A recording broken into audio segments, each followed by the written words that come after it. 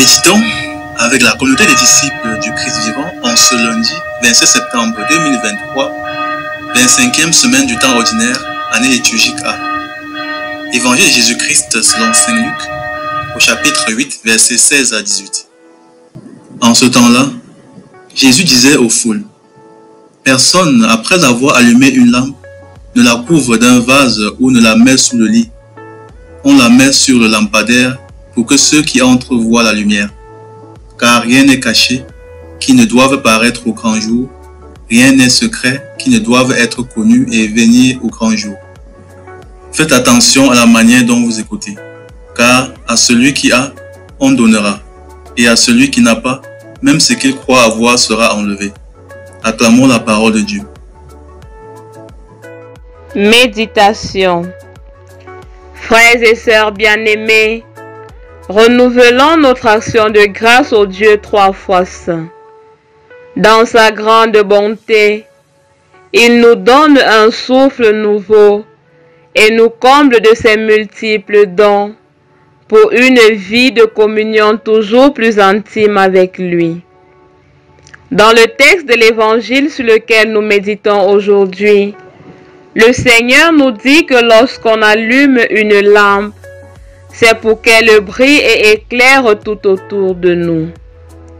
Jésus est la lumière du monde et les chrétiens sont censés eux aussi être des lumières pour ceux qui les entourent. Ils doivent en effet influencer positivement la vie des autres par leur manière de penser et d'agir. Ils doivent être dans le monde des reflets de la lumière du Christ. Après avoir lu ce passage, je me suis demandé, suis-je vraiment une lumière pour ceux qui sont autour de moi? Ma famille, mes amis, ma communauté. Malheureusement, la réponse n'a pas été totalement positive. Il y a tant de choses pour lesquelles je ne suis pas lumière. Jésus est doux et humble de cœur, miséricordieux, patient, bon. Il est pieux et recherche toujours la volonté de Dieu en toutes choses. Il est conciliant et ne s'enflamme pas de colère.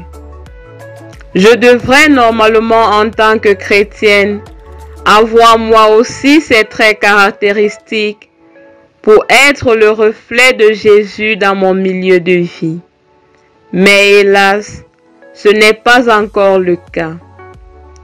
Mais pourquoi ne suis-je pas une véritable lumière qui brille et éclaire les autres? Bien-aimés, nous n'éclairons pas la vie des autres parce que nous ne sommes pas nous-mêmes assez éclairés pour le faire. Il faut se laisser éclairer par la véritable source de lumière qu'est le Christ. On peut en effet désirer être son reflet dans le monde, mais pour y arriver, nous devons nous inscrire à son école. Ainsi, nous devons nous laisser transformer en lumière par lui, afin de pouvoir briller et éclairer les autres.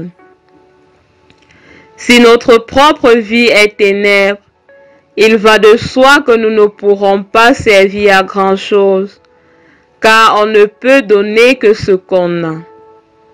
Se mettre à l'école du Christ, c'est le chercher chaque jour dans la prière, c'est l'écouter à travers sa parole et les enseignements de l'Église. C'est enfin lui obéir en faisant tout ce qu'il nous demande de faire. Frères et sœurs bien-aimés, allons donc à Jésus-Christ, laissons-le nous éclairer par sa lumière divine et devenons à notre tour des lumières pour notre monde. Prions.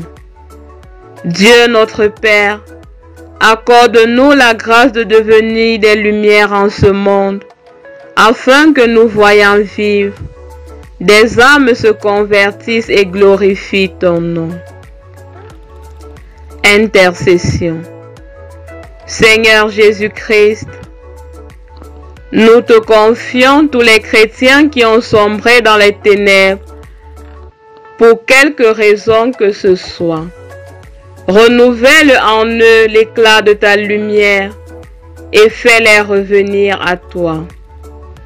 Maman Marie, prie pour nous. Exercice spirituel. Regardez sa vie pour y déceler les points sur lesquels nous ne sommes pas encore des lumières. Décidez de changer et demandez la grâce à Jésus-Christ pour y arriver. Loué soit Jésus-Christ.